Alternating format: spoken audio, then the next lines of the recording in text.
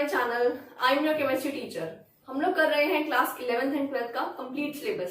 तो स्टूडेंट्स, आज की हमारी क्लास है प्रतिष्ठा बैच की क्लास, जो हमारा 12th का बैच है, जिसमें हम लोग सेकेंड चैप्टर कंप्लीट कर रहे हैं। चैप्टर का नाम है सॉल्यूशंस एंड इसी चैप्टर की आज हमारी क्लास नंबर 7 है। तो स्टूडेंट्स, आज का हमारा टॉपिक है एजियोट्रॉप्स। ये टॉपिक बहुत ही सिंपल टॉपिक है, बट स्टूडेंट्स इसमें कंफ्यूज हो जाते हैं काफी ज्यादा। तो एजियोट्रॉप्स होते क्या हैं उसको हम डिटेल में स्टडी करेंगे। तो उसके लिए बहुत सिंपल सी बात को हम पहले पढ़ते हैं। प्रीवियस क्लासेस में हमने positive deviation and negative deviation, जो नॉन आइडियल सॉल्यूशन के दो टाइप्स थे, उनको भी हमने स्टडी किया था। उसी से थोड़ा सा टॉपिक आगे बढ़ाते हुए चलते हैं हम एजियोट्रॉप्स पे। बच्चों, ये जो एजियोट्रॉप्स हैं वो ऐसे मिक्सचर्स होते हैं, ऐसे सॉल्यूशंस होते हैं जो आप कह सकते हो, जिसमें जो एक प्योर लिक्विड की तरह बिहेव करना स्टार्ट कर देते हैं। मतलब अब आप कहोगे मैम, दो अलग अलग लिक्विड्स को, दो अलग अलग सॉल्वेंट्स को, मतलब एक अगर कम अमाउंट में है तो एक सॉल्यूट होगा और एक सॉल्वेंट होगा, अगर हम उनको मिला देंगे तो वो एक लिक्विड की तरह कैसे बिहेव कर सकते हैं? उनका नेचर तो अलग अलग होता है। जी हाँ, तो हम यहाँ पे ये बात करने वाले हैं कि अगर आपके पास एक सॉल्यूट या सॉल्वेंट है ए और दूसरा है कंपोनेंट बी। ए का जो बॉइलिंग पॉइंट है वो ए डिग्री सेल्सियस है, तो या मान लीजिए केल्विन है, और जो बी है सॉल्वेंट, उसका जो बॉइलिंग पॉइंट है वो इतना केल्विन है। ठीक है, अगर आप इन दोनों का मिक्सचर बना देते हो, ए प्लस बी को आपने मिक्स कर दिया, नाउ जो इनका बॉइलिंग पॉइंट होगा बच्चों, वो ना तो ए होगा ना ही बी होगा, वो कुछ अलग ही वैल्यू होगी, कुछ अलग ही वैल्यू होगी। ठीक है, तो यहाँ पर हम कह सकते हैं कि ऐसा सॉल्यूशन जब बन जाए जहां पे एक कंपोनेंट, मतलब अगर आप दो चीजों को मिक्स कर रहे हो, आपने अल्कोहल को और वाटर को मिक्स कर दिया, उनको बॉईल करवा रहे हो, बॉइलिंग पॉइंट उनका नोट कर रहे हो, तो ऐसा होना चाहिए ना कि जब बॉइलिंग पॉइंट आया अल्कोहल का तो अल्कोहल इवेपोरेट हो जाए, बॉईल हो जाए, और जब आए वाटर का तो वाटर बॉईल हो जाए। बट ऐसा होता नहीं है। अगर वो एजियोट्रॉपिक मिक्सचर बन जाए तो वो दोनों अलग अलग टेम्परेचर पे बॉईल नहीं होंगे, बल्कि सेम टेम्परेचर पे ही, एक पर्टिकुलर एग्जैक्ट टेम्परेचर पे बॉईल होंगे। उसको बोलते हैं एजियोट्रॉपिक मिक्सचर या एजियोट्रॉपिक सॉल्यूशन, एंड इसमें हम इनको कांस्टेंट बॉइलिंग लिक्विड्स भी कहते हैं। Constant boiling liquids. तो जो कांस्टेंट बॉइलिंग लिक्विड्स क्यों कहा गया इनको? ऐसा इसलिए कहा गया क्योंकि इनका जो कांस्टेंट बॉइलिंग सॉल्यूशंस कह सकते हैं हम इनको, क्योंकि सॉल्यूशन अगर कोई है और उनका जो बॉइलिंग पॉइंट है, दो लिक्विड्स का अगर बॉइलिंग पॉइंट सेम हो जाता है तो they start behaving as pure liquid. Pure liquid की तरह वो बिहेव करना स्टार्ट कर देते हैं। They start behaving like a pure liquid. एक प्योर लिक्विड की तरह वो बिहेव करना स्टार्ट कर देते हैं, ना कि एक सॉल्यूशन की तरह। कोई भी सॉल्यूशन होता है तो उनमें दोनों कंपोनेंट्स की अलग अलग प्रॉपर्टी शो होती हैं, बट यहाँ पे अगर वो प्योर लिक्विड की तरह बिहेव कर रहा है तभी तो उसका बॉइलिंग पॉइंट एक पर्टिकुलर वैल्यू होगी, राइट? तो ये होता है बेसिक मीनिंग एजियोट्रॉप्स का। तो स्टूडेंट्स, अब आगे हम समझते हैं कि इसकी बेसिक डेफिनेशन क्या होगी। आप लोगों ने डिस्टिलेशन प्रोसेस पढ़ा होगा, 9th में पढ़ा होगा, आपने 11th में पढ़ा होगा। डिस्टिलेशन प्रोसेस एक सेपरेशन टेक्निक है, जिसमें दो लिक्विड्स को अगर मिला दिया जाए, वो मिक्सचर है, तो उनको सेपरेट करने के लिए हम यूज करते हैं डिस्टिलेशन प्रोसेस, है ना? तो अगर डिस्टिलेशन प्रोसेस आप अप्लाई करो ऐसे किसी लिक्विड पे जो एक ही टेम्परेचर पे बॉईल होते हैं या जो प्योर की तरह बिहेव करने लग जाते हैं, तो हम उनको डिस्टिलेशन से सेपरेट नहीं कर सकते। एक बार डिस्टिलेशन समझ लो क्या होता है। डिस्टिलेशन में अगर आपने राउंड बॉटम फ्लास्क में दो अलग अलग लिक्विड्स, मिसिबल लिक्विड्स को ले लिया और उसके बाद में उसको आपने बॉईल करवाया, आपने उसको हीट प्रोवाइड करी,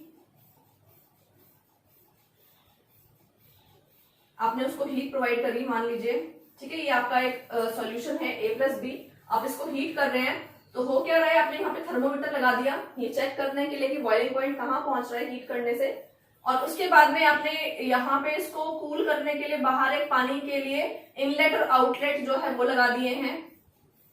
inlet of water, cold water, और यहाँ पे जो वेपर्स बनेंगे उसको हम कहीं डिस्टिल कर लेंगे, कलेक्ट कर लेंगे। ठीक है बच्चों, तो इस तरह का प्रोसेस होता है डिस्टिलेशन। जब यहाँ पे ए और बी दो लिक्विड्स हैं तो दोनों के बीच में बॉइलिंग पॉइंट में डिफरेंस होता है।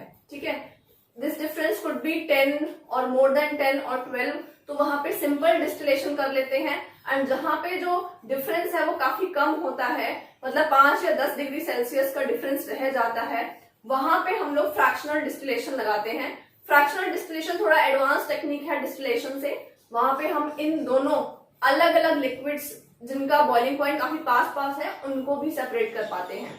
तो होता क्या है, बेसिक प्रिंसिपल क्या है, अगर एक लिक्विड हीट हो रहा है, ए का बॉइलिंग पॉइंट मान लीजिए 20 डिग्री सेल्सियस है, 20 नहीं थोड़ा ज्यादा ले लेते हैं, 70 मान लेते हैं, और बी जो है उसका 110 है। ठीक है, डिग्री सेल्सियस की बात कर लेते हैं। तो जैसे ही टेम्परेचर थर्मोमीटर में 70 डिग्री सेल्सियस दिखाना स्टार्ट करेगा, वैसे ही ए जो है वो बॉइल हो जाएगा, उसके वेपर्स बन जाएंगे। अब वेपर्स बनेंगे ए के, तो वेपर्स को जाने के लिए और कोई रास्ता नहीं है, यहाँ पे हमने इसको सील किया हुआ है। यहाँ से फिर वो वेपर्स यहाँ पे आएंगे, यहाँ पे ठंडा पानी जो है कोल्ड वाटर, वो उसको क्या करेगा, कंडेंस कर देगा, कंडेंसेशन कराएगा, जिसकी वजह से लिक्विड यहाँ पे आके सेपरेट हो जाएगा। इसी तरह से जब टेम्परेचर 110 पहुंचेगा तो दूसरा लिक्विड आ जाएगा, या कह सकते हैं कि 70 से जब 90 के पास पहुंचेगा तो हमारा ए पूरा सेपरेट हो चुका होगा, और जो यहाँ बचेगा वो सिर्फ बी लिक्विड होगा। बट अगर स्टूडेंट्स दोनों कॉम्पोनेंट्स ए और बी अगर अलग टेम्परेचर पे बॉईल नहीं हो रहे हैं, एक ही टेम्परेचर पे बॉईल हो रहे हैं, तो वहां पे हमारा डिस्टिलेशन प्रोसेस जो है वो फेल हो जाता है। तो एजियोट्रोप्स की एक डेफिनेशन मैं आपको लिखवा रही हूं, these are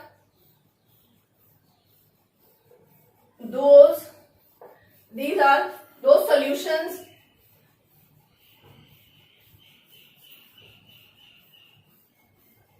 which cannot be separated by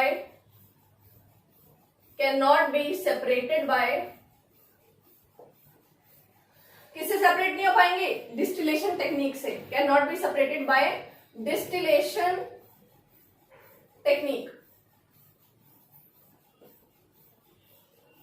okay students, तो डिस्टिलेशन टेक्निक से अगर जो आपके सॉल्यूशन है उसे कंपोनेंट सेपरेट ना हो पाए, azeotropes are those solutions in which the components की बात कर रहे हैं हम, the components can not be separated by distillation process, तो उसको एजियोट्रोप कहा जाता है। अब आ जाते हैं हम लोग, दो टाइप के एजियोट्रोप्स होते हैं। एजियोट्रोप्स होते हैं 2 टाइप्स के। एक होते हैं मिनिमम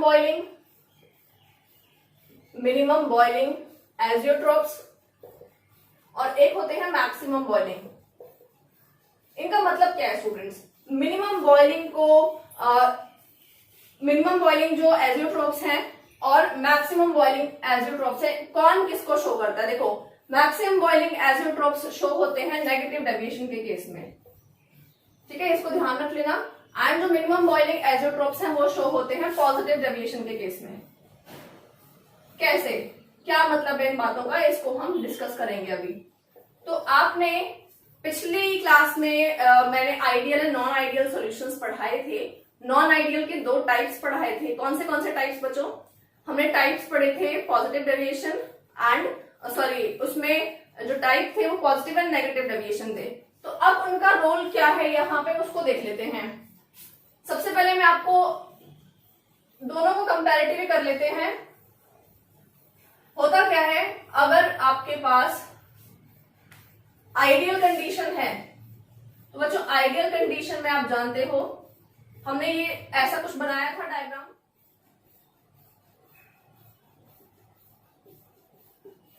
तो स्टूडेंट्स ये वाला जो कर्व था आपने इसको देखा था, मिनिमम बॉइलिंग के लिए बना रहे हैं हम, पॉजिटिव डेविएशन के लिए। तो इसका मतलब है यहाँ पे मैं ले रही हूँ मोल फ्रैक्शन, ठीक है, एंड यहाँ पे मैं ले रही हूँ वेपर प्रेशर।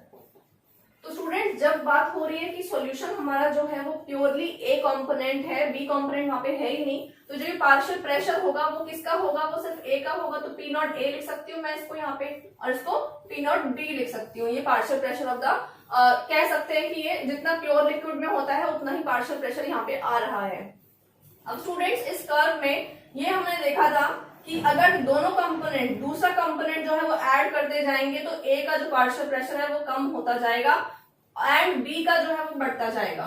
पहले बी का 0 था क्योंकि बी कंपोनेंट था ही नहीं, ये मैंने पहले भी समझाया हुआ है। एंड दोनों का रिजल्टेंट टोटल प्रेशर कितना था, pressure of A plus pressure of B. इतना समझ में आया था आपको, क्लियर है। अब मैं बात कर रही हूँ कि अगर पॉजिटिव डेविएशन है तो यहाँ पे इंक्रीज आ जाता है दोनों के, कह सकते हैं दोनों की जो कर्व है उसमें यहाँ पे इंक्रीज आ जाएगा। ठीक है बच्चों, इस तरह से मैं इंक्रीज दिखा रही हूँ आपको यहाँ पे।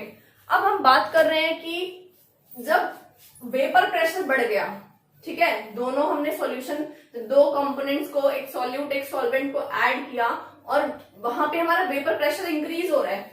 इसका मतलब उनके बीच की आपस की बॉन्डिंग अब वीक हो चुकी है ना, उनके बीच में फोर्स ऑफ अट्रैक्शन इतनी है नहीं, तभी तो ये जल्दी जल्दी इवेपोरेट हो रहे हैं, तभी ये जल्दी जल्दी वेपर प्रेशर इनका ज्यादा बन रहा है। एक ऐसा पॉइंट आता है जहां पे वेपर प्रेशर मैक्सिमम होता है। इस पॉइंट को बच्चों, इसको हम यहां से लाइन डाल लेते हैं इस तरह से, जिस पॉइंट पर वेपर प्रेशर मैक्सिमम होता है, वेपर प्रेशर मैक्सिमम होने का मतलब है वेपर ज्यादा बन रहे हैं, वेपर्स की क्वांटिटी ज्यादा है। तो बच्चों जब वेपर ज्यादा बन रहे हैं तो इसका मतलब अब जो सॉल्यूशन है उसमें पार्टिकल्स थोड़े दूर दूर हैं, उनमें इतनी अट्रैक्शन नहीं है, तो वेपर ज्यादा बन गए एंड उसका बॉइलिंग पॉइंट देखेंगे तो कम होगा क्योंकि वो जल्दी बॉइल हो जाएगा। भाई पार्टिकल वेपर बना रहे हैं तो बॉइल भी जल्दी हो जाएगा। तो जिस पॉइंट पे वेपर प्रेशर मैक्सिमम होता है उसी पॉइंट पर बॉइलिंग पॉइंट जो है वो मिनिमम होता है। ठीक है, तो इसीलिए इस कंडीशन को कहा जाता है minimum boiling liquid. And students जो ये पॉइंट आया, जो मैक्सिमम हाईएस्ट पॉइंट था, इस पॉइंट पर जो ये सोल्यूशन है वो बिहेव करता है as a constant boiling liquid, क्योंकि यहाँ पे वेपर प्रेशर मैक्सिमम है, बॉइलिंग पॉइंट मिनिमम है एंड यहाँ पे ये एक प्योर लिक्विड की तरह बिहेव करना स्टार्ट कर देता है। And at this point the solution will not be separated, the components of solution will not be separated using the technique distillation। ठीक है, डिस्टिलेशन टेक्निक से हम इस पॉइंट पर पहुंचे हुए लिक्विड को सेपरेट नहीं कर पाएंगे। तो मैं इस पॉइंट को लिख देती हूं, vapour pressure maximum, boiling point minimum and we can not distil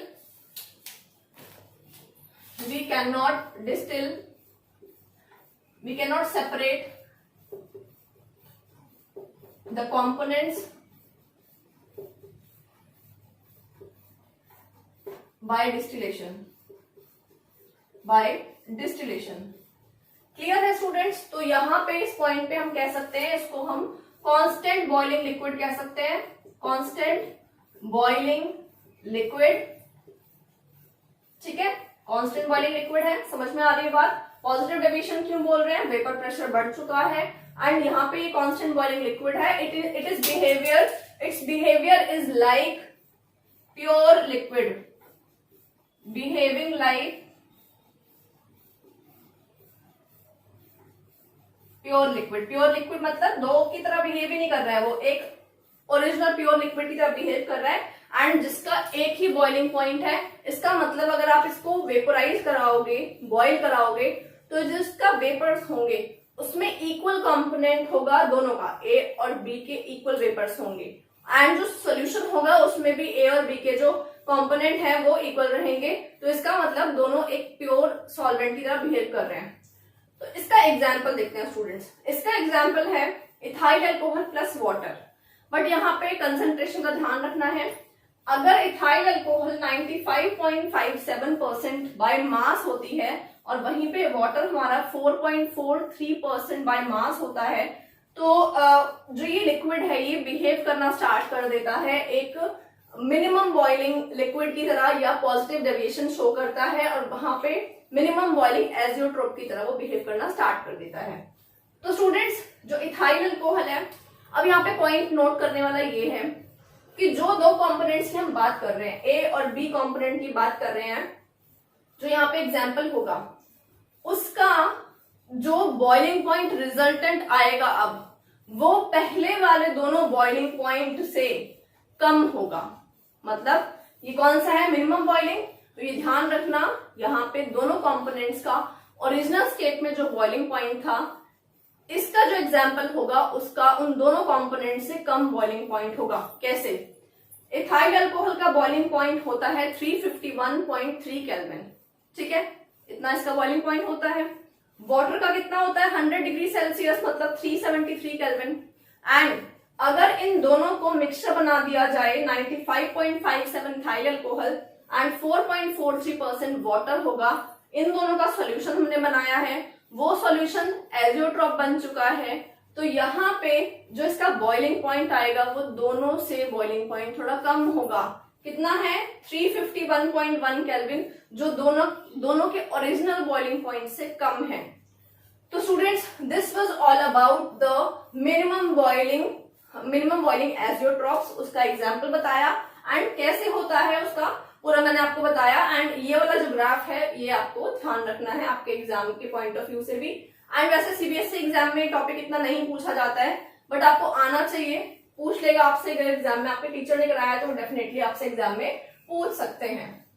तो चलिए स्टूडेंट सेकंड पे चलते हैं। सेकंड का डायग्राम बनवा देती हूँ आपको। Second category is maximum boiling या फिर नेगेटिव डेविएशन वाला केस।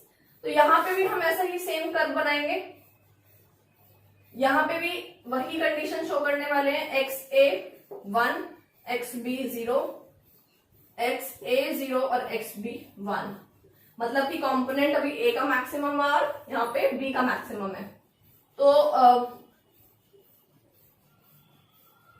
इनका ये मोल फ्रैक्शन वाली साइड है एंड ये वेपर प्रेशर हम यहाँ पे नोट कर रहे हैं। तो स्टूडेंट्स, अगर हम इसका ओरिजिनल आइडियल कंडीशन देखें तो ये वाला ग्राफ बनता है, ठीक है, इस तरह से ग्राफ बनता है। अब हम क्या कर रहे हैं, अब अगर आप देखो ध्यान से तो नेगेटिव डेविएशन की बात हो रही है, इसका मतलब अब जो है उनका वेपर प्रेशर कम हो चुका है। अगर आप दो चीजों को मिक्स कर देते हो, ए और बी कंपोनेंट, उनमें डाइपोल डाइपोल इंटरेक्शन या उनमें हाइड्रोजन बॉन्डिंग डेवलप हो जाए। दो कंपोनेंट्स हम मिक्स कर रहे हैं ए और बी, वहां पे उनके बीच में कोई बॉन्डिंग डेवलप हो जाए लाइक डाइपोल डाइपोल अट्रैक्शन या हाइड्रोजन बॉन्डिंग वहां पे क्रिएट हो जाती है। तो स्टूडेंट्स, उस केस में जब यहाँ पे बॉन्डिंग क्रिएट हो जाएगी तो इनका वेपर प्रेशर कम होगा। कम होगा, कैसे कम होगा आप देख लो, ये भी कम हो जाएगा इसका ओरिजिनली, इसका भी कम हो जाएगा एंड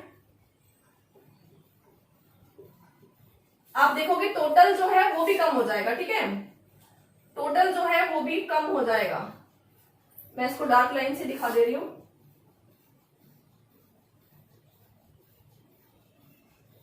जो टोटल है वो भी कम हो जाएगा, ठीक है, ओके फाइन। बट एक ऐसा पॉइंट आएगा जहां पे बिल्कुल ही कम होगा, सबसे लीस्ट होगा, है ना।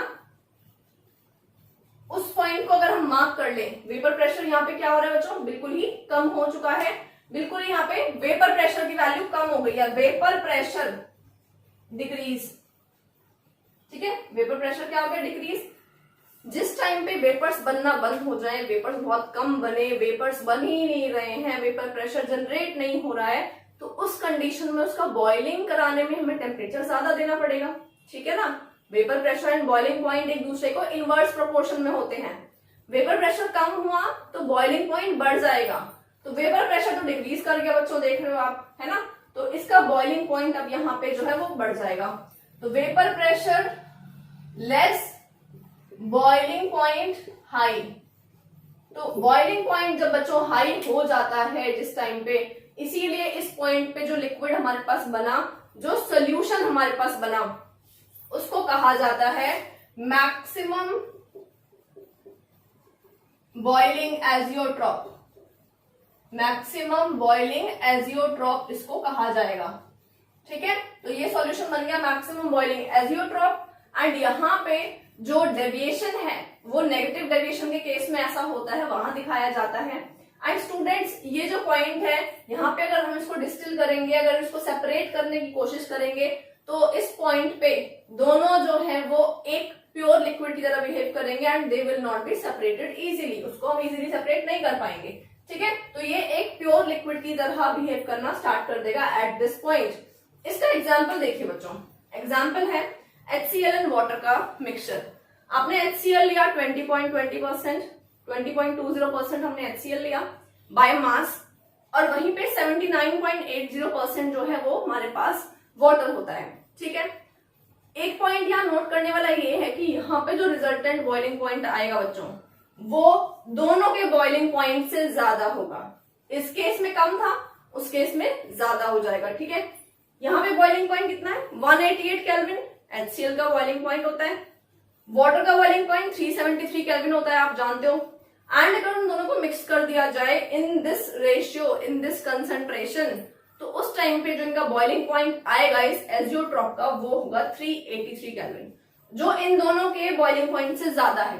ठीक है बच्चों, तो हम कह सकते हैं कि जो पॉइंट है उसे हम मैक्सिमम बॉइलिंग एजियोट्रॉप कह रहे हैं इस पर्टिकुलर पॉइंट पे।